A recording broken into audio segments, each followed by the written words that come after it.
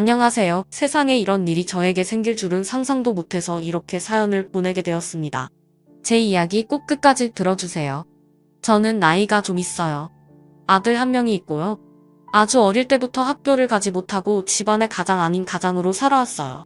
동생들 먹여 살린다고 허리에 아줌마처럼 애기 띠두르고 어린 동생들을 등에 업고 일을 했으니 말이지요. 그 옛날에는 지금처럼 먹고 살기 좋은 때가 아니라 시골에서는 일자리도 부족해 뒷산에 가서 드름나물 뜯고 뭐 정말 속된 말로 원신처럼 살았습니다. 그러다가 형편이 더 어려워지고 집에 밥 먹는 입이라도 하나 더 덜어야 할 것 같다고 생각하신 어머니는 저를 나이 많은 남자에게 시집을 보냈어요. 아마 지금 생각하면 엄마는 그 남자에게 돈을 받고 저를 시집 보낸 것 같아요. 집에 돈이 너무 없고 그나마 돈 될 거라고는 제 몸뚱이뿐이었으니 말이지요. 그렇게 시집가서 제가 행복했을까요? 그렇지 않았지요. 남자는 머리가 다 까져서 같이 다니기도 창피할 만큼 그 정도로 정상이 아닌 사람이었고 전 그 남자와 결혼하는 하루하루가 고통스러웠습니다. 그래도 이게 내 인생이다. 누구 탓을 할 수는 없다라고 생각한 전 악을 써서 하루하루 살아남았지요. 그렇게 살다 보니 아이도 생겼고 그래도 밥 먹는 걱정은 안 해도 되니까 살만하더라고요. 그렇게 쭉 살았으면 얼마나 좋았을까요? 슬슬 남편이 여성 패력이 드러났고 돈이 넉넉했던 남편은 매일 밤 적대 여성을 만나 집에 안 들어오는 게 습관이 되어갔어요. 참 신기한 게 전 오히려 그게 편하더라고요. 집에 들어와서 술주정 부리고 욕먹는 것보다 밖에 나가서 딴 여자 만나는 게 더 나았습니다. 확 그냥 남편이 죽어도 상관없을 만큼 애정은 없었고요. 그런데 말에 씨가 된다고 술독에 빠져 살았던 남편이 뇌출혈로 쓰러졌고 쓰러진 지 3일도 안 되어 세상을 떠났습니다. 전 막막했죠. 갓난아이를 데리고 어떻게 살아야 하나 싶었습니다. 살고 있던 집은 시댁 식구들이 홀라당 가져나가 버렸고 저는 순식간에 시댁에서 불청객 없어도 될 존재가 되어서 남편 앞으로 나온 사망보험금을 일부도 받지 못하고 쫓겨났습니다. 애가 있으니 죽을 수도 없고 또 이를 악물고 살았죠. 그때 저에게 인생이 스승과도 같은 사람이 나타나게 되셨습니다. 애를 데리고 일할 수 있는 곳이 없나 고직을 알아보는 중 한 반찬 가게 보직 문의를 드리러 갔어요. 일은 하루 종일 할 수 있는데 아이가 있어서 문제라고. 혹시 아이를 한켠에 두고 일할 수 있냐고 물으니 그 주인 아줌마는 잠시 고민하더니 어르머니인가? 아이고 딱해라. 남편은 어찌하고. 그래 여기 작은 방 있으니까 애 두고 일여. 어차피 나도 우리 손주 그 방에 두고 일하니. 둘이 친구하면 되겠네. 그렇게요? 하면서 허락을 하셨어요.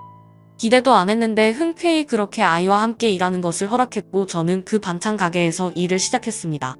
하루하루가 벅찬고 감사했어요.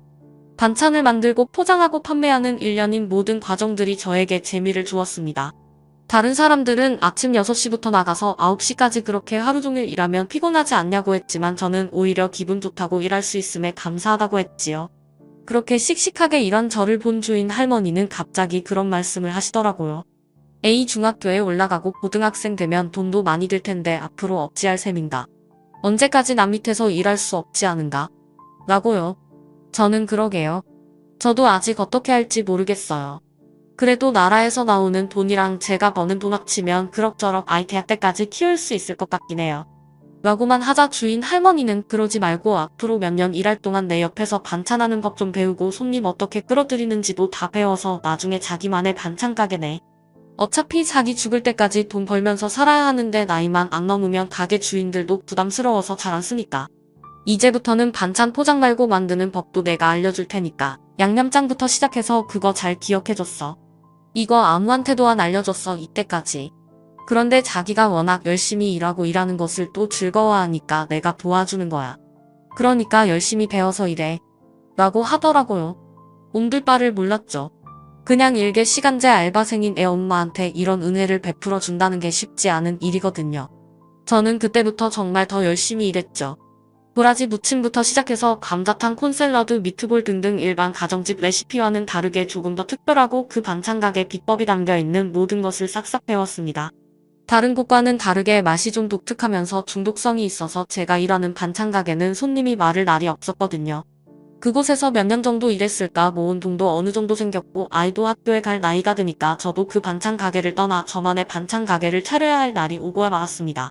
이미 주인 할머니는 저를 떠나보낼 준비를 다 하셨고 저 또한 주인 할머니께 감사의 얘기를 표하며 그렇게 자립하게 되었습니다. 발품을 팔아 아파트 한 상가에 반찬 가게를 열었어요. 처음에는 그렇게 손님이 많지는 않았어요. 시간이 흐르고 입소문이 나자 점점 아파트 주민들이 제 반찬 가게를 찾아주셨고 하루에 매출이 30만 원을 찍을 때도 있었지요. 매출은 많았지만 퀄리티와 신선한 식재료를 우선시한 저였기 때문에 원재료 값이 만만치 않았고 순수익을 그렇게 많지 않았어요. 그래도 첫 월급 타서 제게 비법을 알려주신 할머니께 찾아가 은혜도 갚고 행복한 하루하루를 보내고 있었지요. 그런데 문제는 제 아들이었습니다. 아빠 없이 큰 그 녀석에게 미안해서 혼내야 할 때 못 혼내고 그렇게 키웠어요. 그게 화를 만든 겁니다. 중학교 올라가서 점점 삐뚤어진 그 아이는 동급생 학생들과 싸워서 문제를 일으키기도 했고 엄마인 저에게 막말도 서슴지 않았어요. 안 되겠다. 자식은 부모의 얼굴이다. 애가 이렇게 된 것은 내 탓이다. 생각한 전 정말 호되게 아들을 혼냈고 반찬 가게도 뒤로 하고 애 교육에 심혈을 기울였지요. 아들아, 너는 절대로 남의 눈에 피눈물 흘리는 그런 사람이 되지 말구나. 아무리 돈이 많고 명예가 있어도 남의 눈에 피눈물 흘릴 사람은 절대 끝에 못 갈 수 없어. 알겠니? 라고 하면서 그 말을 정말 뼈에 새겨줄 정도로 강조를 하고 또 강조를 했어요. 그래도 저의 노력 끝에 아들은 다시 예의 바른 학생이 되는 듯 했어요. 그렇게 평화로운 나날들이 계속되어 갔죠. 반찬 가게는 감사하게도 매출이 꾸준히 났고 아들을 학교 보내는 데까지는 무리 없이 장사를 할 수 있었습니다. 매일 아침 6시에 일어나 반찬들을 손으로 다 다듬었어요. 도라지도 까있는 걸 사는 게 아니라 제가 3년 된 도라지를 사서 물에 불리고 그 껍질을 다 다듬었고 토마토 미트볼도 시중에 파는 토마토 소스를 쓰는 게 아니라 직접 찰 토마토를 사서 갈고 오레가노랑 소금 올리브유 넣고 해서 몸에 좋게 만들었어요. 손이 정말 많이 가고 하루에 팔 수 있는 양이 정해져서 어마어마하게 큰 돈을 벌지는 못했지만 그래도 몇십 년간 아들도 대학 보내고 제 집만 원도 성공할 수 있을 정도의 소소한 돈을 꾸준히 모았어요. 그간 단골 손님들 덕분에 매출이 꾸준해서 다행이었지요. 그렇게 세월이 흐르고 중학교 고등학교 철없던 아들도 훌쩍 커서 장가를 가네에 많이 하니 참 많은 시간이 흐르게 된 거죠. 하지만 문제는 따로 있었습니다. 학교를 졸업하고 마땅한 취업 자리가 없어서 노가다를 하게 된 아들이 시간이 지날수록 상태가 안 좋아진 거였어요. 밤낮이 바뀌고 애가 점점 폐인이 되어간 거였죠. 그래도 그 전까지는 지가 돈 벌어서 생활을 했는데 감당이 안 되니까 허구한 날 엄마한테 돈 달라고 소리치고 반찬 가게 나와서 돈 빼가고 저도 지쳤습니다. 그러던 중 일이 터진 거예요. 제 앞 건물 바로 앞에 반찬 가게가 들어온 겁니다. 그곳이 체인 반찬 가게였고 규모도 크게 해서 제 반찬 가게 매출 타격이 어마어마했어요. 하루가 다르게 매출이 뚝뚝 떨어졌고 잘 나오면 하루에 30만 원 팔았던 매출이 5만 원도 팔기 힘들어지기 시작했습니다. 그도 그럴 것이 그 체인점 반찬 가게는 반찬 종류도 많고 가격도 훨씬 싸게 파니까 손님들이 그곳에 가서 사기 시작한 거죠. 정말 단골 몇 분 빼고요. 그렇게 4개월 정도 버텼나. 도저히 안 되겠다 싶어서 전 폐점을 고려했습니다. 월세 내기도 힘들고 몸도 안 좋으니 잠깐 쉬어야겠다고 생각했어요. 운영을 할수록 적자가 심해지니 말이지요. 그렇게 고민 끝에 상가채 계약을 안 하고 가게를 처분하였습니다. 자식처럼 지키고 키웠던 반찬 가게가 그렇게 종이 쌓인 한 장의 인테리어가 허물어지고 다른 음식점이 들어오는 것을 지켜보고 있으니 눈물이 절로 나더라고요. 그렇게 그날 속상한 마음에 저는 집에 가서 자고 있는 아들 옆에서 말을 꺼냈습니다. 엄마, 반찬 가게 오늘부로 완전히 끝났다. 너 키우면서 거의 30여 년간 모은 돈이 10억 정도 됐니? 이 돈으로 이제 엄마 노비용으로 쓸 거고 너도 이제는 집에서 놀지 말고 일 나가라. 엄마도 이제 돈 날 구멍 없다 아들아 라고 하면서요. 아들은 그 말을 다 듣고 있었나 봐요. 전 아들이 자는 줄 알고 그냥 한포리 하듯이 말한 건데 다음 날 아들이 제게 말하더라고요. 엄마, 반찬 가게 접으시니까 서운하시고 힘들죠. 그동안 제가 일도 안 하고 집에서 먹고 놀아서 걱정 끼쳐드린 거 죄송해요. 이번 주에 저랑 같이 여행 가요 엄마. 라고 하더라고요. 아들이 드디어 철이 들었구나 싶었고 저는 정말 처음으로 가는 아들과의 먼 여행에 들떠서 이것저것 옷도 사고 했습니다. 그렇게 여행 날이 왔고 저는 목적지도 모른 채 아들과 함께 여행을 떠났어요. 아들은 여행 내내 희미한 미소를 띠고 있더라고요. 저는 아들한테 고맙다고 정말 고맙다고 했죠. 아들은 제가 더 감사하죠 어머니. 라고 한 뒤 저를 한 섬으로 데려가더라고요. 배편도 별로 없고 듣도 보도 못한 섬을 가는 게 좀 이상했습니다. 그 섬에 도착한 게 끝이 아니라 섬에 들어가서 그 안에 있는 보트를 타고 또 한 섬으로 이동해야 했어요. 아들아, 도대체 여기가 어디냐? 유명한 곳이냐? 엄마는 몸이 약하고 배멀미가 심해서 벌써부터 지치고 어지럽다. 가서 한숨 자야 할 것 같아. 라고 하니 아들은 어머니 그냥 자꾸 투덜대지 마시고 저 따라오세요. 아주 유명하니까요. 가서 한숨 자세요. 가방에 갈아입으러 다 챙겨 오셨으니까요. 하면서 저를 데리고 가더라고요. 저는 결국 목적지에 도착했고 그 민박집에 집을 푸른 뒤 아들에게 말했어요. 한숨 잔다. 하면서요. 도저히 이 상태로는 삶 구경 못할 것 같다고 한 뒤요. 아들은 그러라고 한 뒤 제가 있는 방벌을 끄고 나가더라고요. 그렇게 전 깊은 잠을 잔 뒤 깨어났어요. 밥 먹어야지. 에휴. 하고 아들을 찾는데 아들이 안 보이는 거예요. 애가 어디 갔나? 하고 핸드폰으로 전화를 하려고 했는데 제 핸드폰도 없는 겁니다. 이게 뭐야? 라고 하고 방 안을 뒤져보니 아들이 남긴 걸로 추정되는 종이 한 장이 남겨 있더라고요. 어머니 죄송해요. 여기서 몇 년 푹 쉬다 오세요. 이번에 어머니 반찬 가게 배업하고 나온 돈 그 돈으로 제가 사업 한번 해보려고요. 성공하면 찾아올게요. 라고 써있는 겁니다. 이게 뭐냐고 소리치며 민박집 방 문을 열고 뛰쳐나가려고 하니 그 집주인이 나와 어딜 갔냐고 지금 나가봤자 캄캄해서 소용없다고 눈치가 그렇게 없냐고 당신 아들이 여기 당신 버린 거라고 하면서 절 다시 방 안에 쳐놓더라고요. 순간 심장이 쿵 했습니다. 이게 어떻게 된 일인지 미칠 것만 같았어요. 막 미친 사람처럼 여기 사람 없어요. 저 빨리 육지로 데려가시오. 하면서 소리를 쳤지만 마을 주민들은 다 저를 미친 사람처럼 보는 듯했어요. 알고 보니 이 섬이 영구주 없는 육지 사람들이나 자식들에게 버림받은 노인들이 섬노예로 사는 곳이었습니다. 저는 섬노예로 여길 팔려온 거고 아들은 제가 반찬 가게 배업하고 그동안 모은 10억으로 실버타운 곳에 들어가려고 자신을 독립시키려고 하니까 저를 섬에 버리고 그 10억을 꿀꺽 먹은 거였어요. 속이 터지고 미칠 노릇이었죠. 내가 호랑이 새끼를 키웠구나. 내가 정신 나간 여자다. 하면서요. 그렇게 섬에 버려진 지 몇 달 동안은 죽도 못 먹고 그냥 폐인처럼 살았어요. 아들은 주인 민박집 사람에게 일정의 돈을 주고 저를 섬에서 내보내지 않겠다는 그런 계약을 썼나봐요. 주인집은 제가 탈출하나 안 탈출하나 이것만 신경 쓰고 저의 상태에 대해서는 그냥 죽든 말든 신경도 안 쓰는 듯 했습니다. 그때 목표가 딱 하나였어요. 죽어도 여기서는 못 죽는다. 내가 목숨 걸고 여기서 탈출해서 아들 앞에 나타나 복수한다. 이거였지요. 그때부터 그냥 정말 일부러 일찍 일어나고 섬도 둘러보고 몸을 계속 움직였던 것 같아요. 섬 안에서 내가 필요 없는 존재가 되면 이 섬 사람들에 의해 언제든지 사라질 수 있구나라는 공포심이 몰려와 저는 제가 유일하게 잘하는 반찬 만들기를 집주인 집에서 시작했어요. 내가 몸도 약하고 하니 밭일은 못하겠고 그래도 반찬 좀 만들어 드릴 테니까 내 아니 좀 시켜달라고 하면서요. 집주인은 코웃음을 치며 그러세요. 했죠. 저는 있는 힘껏 맛있게 반찬을 만들었어요. 그러다 보니 집주인이 절 바라보는 눈빛이 달라지고 어느 정도 이야기를 나눌 수 있게 되었어요. 듣자 하니 이 섬이 굉장히 외지고 사람도 별로 안 살아서 서울에 있는 못난 자식들이 침이나 병든 부모를 여기에 버리기도 한다고 하더라고요. 실종신고해서 이제 재산을 자기가 독차지하려고 해서 이런 짓을 벌인다고 하면서요. 아니 뉴스에서나 봤지 이런 것은 처음 들어봤다고 하며 깜짝 놀랐죠.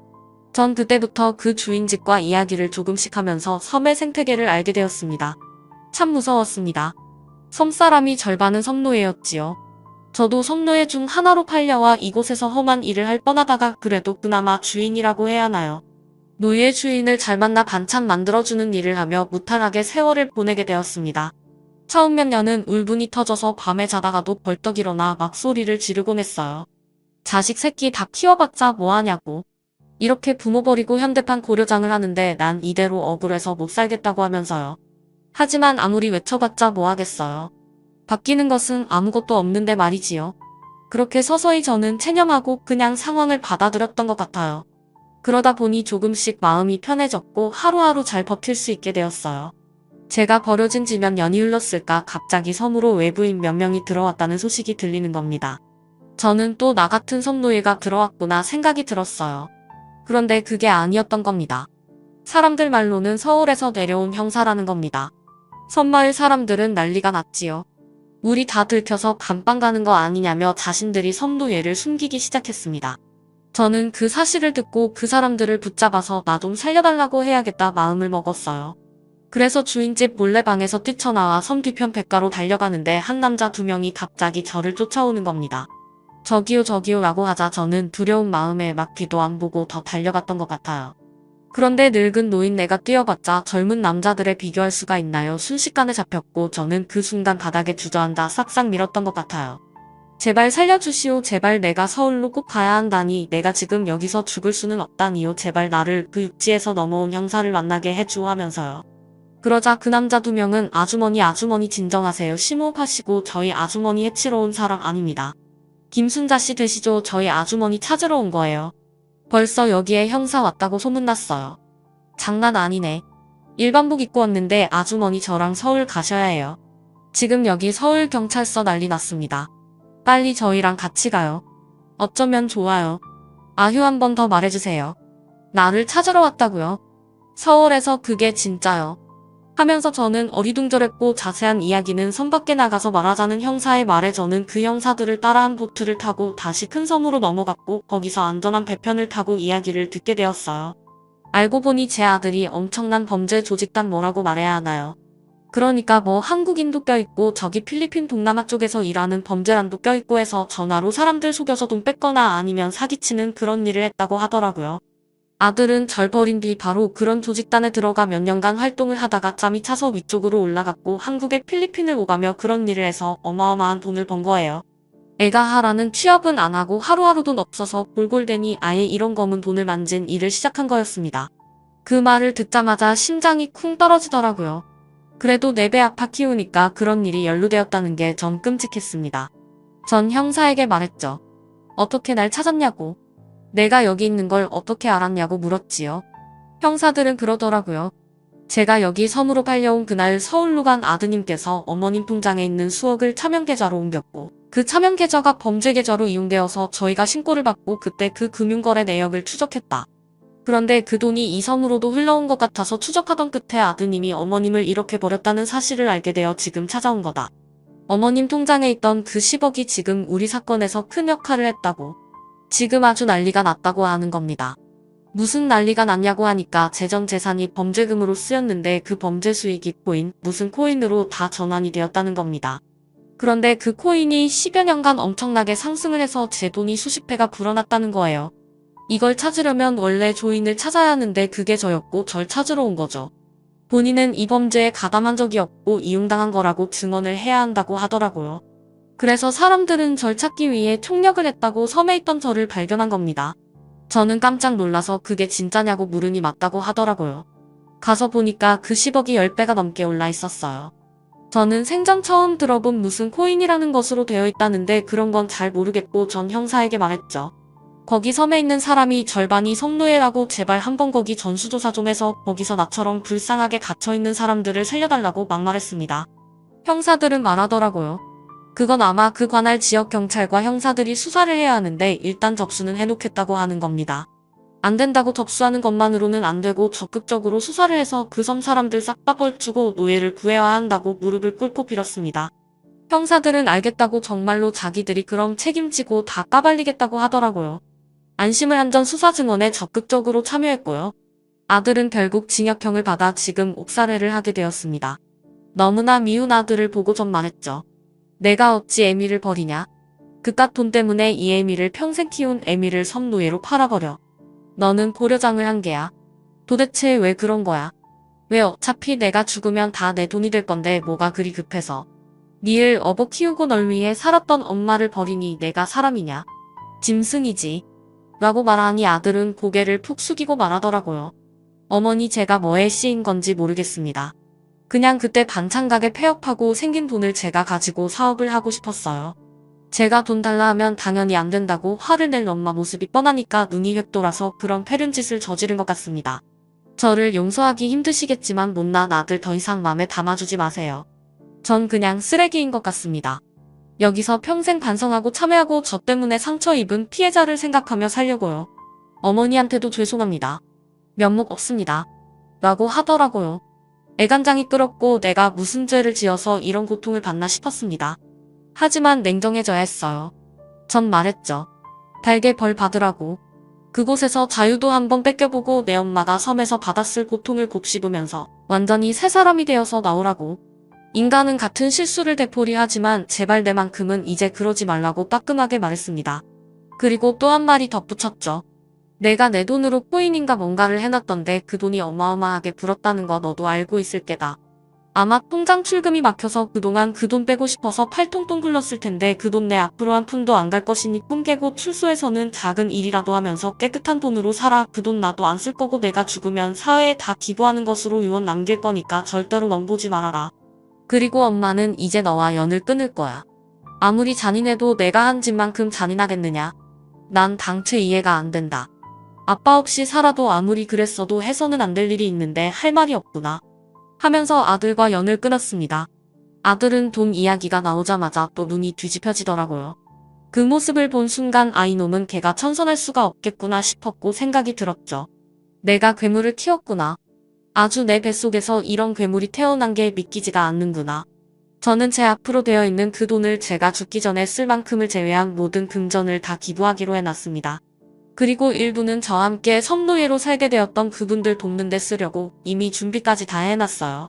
수사가 마무리된 후에 전 그때 그 형사님께 찾아가 섬노예 사건을 해결해달라고 끝까지 지켜볼 거라고 매일같이 말했더니 결국 그 지역 형사계에서 몸을 움직였고 그 섬에 있던 노예들이 다 탈출할 수 있게 되었다고 하더라고요. 저를 감시했던 그 섬노예 주인도 처벌을 받았지만 큰 처벌은 아니었습니다. 벌금형 정도였죠. 사실 뭐 감옥살이를 바라지도 않았고 그냥 그 섬 노예들이 다시 탈출할 수 있었던 거에 감사했지요. 아무래도 거의 평생을 노예로 살다 보니 육지에 나와 적응하기 힘들 것 같아 저는 솔선수범해서 취업연계센터를 알려주고 제 재산 일부를 식비 같은 것으로 지원을 했네요. 인생이 이렇게 풀릴 줄은 몰랐습니다. 아무리 제 재산이 수십 배 풀어도 뭐하나요? 자식들한테 버림받고 또 이렇게 인생이 고달팠는데요. 저에게 돈은 그저 종이 쪼가리입니다. 오히려 많은 돈은 필연적인 불행을 가져오는 것 같아요. 그래서 그냥 이제는 욕심 다 덜어버리고 살려고요. 세상에 어떻게 이럴 수가 있는지. 하여튼 제 사연 들어주셔서 감사합니다. 마지막으로 한마디 올리자면 살아있을 때 재산들 확실히 해주세요. 늙으면 자식들이 어떻게 변할지 모릅니다. 저도 평생을 좋은 엄마로 살아왔다고 자부했는데 하나 남은 아들이 이렇게 저를 버릴 줄은 꿈에도 몰랐습니다. 수사하면서 알게 된 일인데 이런 일이 한두 번이 아니라니까 저만 당한 게 아니었겠지요. 지금도 글 쓰면서 어이가 없네요. 이 늙은 내 돈을 뺏어서 호의호식하라는 그 신부가 미워 죽겠습니다. 여튼 저도 제가 이렇게 될 줄은 꿈에도 몰랐네요. 감사합니다.